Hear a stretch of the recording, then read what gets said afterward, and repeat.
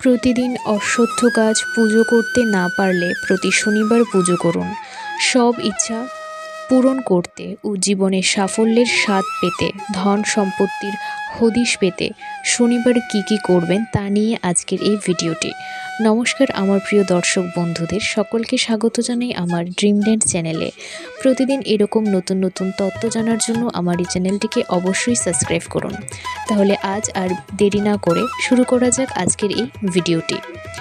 শনিবারকে শনিদেবের দিন হিসেবে ধরা হয়।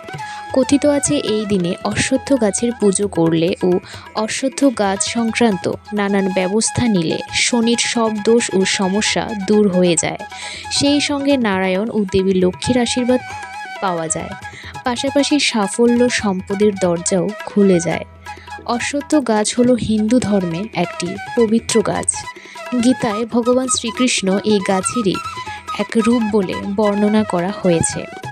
কথায় আছে অশ্বত্থ গাছকে পুজো করলে নারায়ণ ও দেবী লক্ষ্মীর বিশেষ আশীর্বাদ পাওয়া যায়।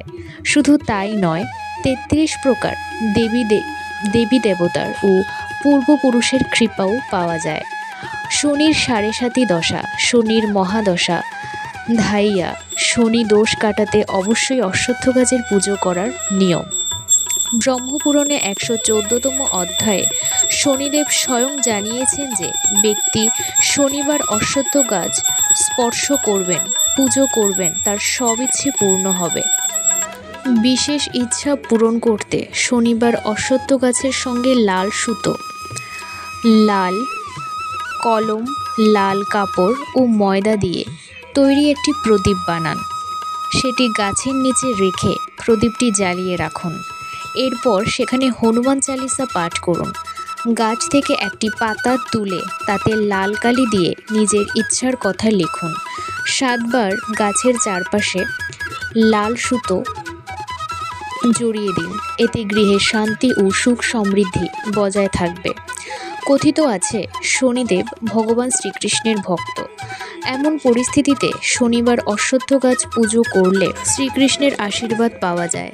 শ্রীকৃষ্ণ বা নারায়ণ উভয়ই প্রসন্ন হলে আপনি দেবী লক্ষ্মীও খুশি হয়ে যাবেন।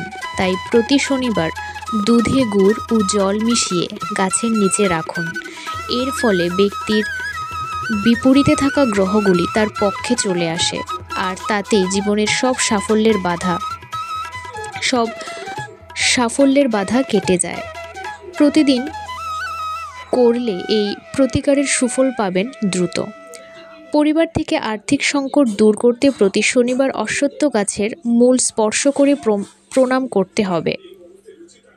সন্ধ্যায় সরিষের তেলের প্রদীপ জ্বালিয়ে রাখতে পারেন। এরপর ৫ থেকে ৭ বার গাছ প্রদক্ষিণ করুন।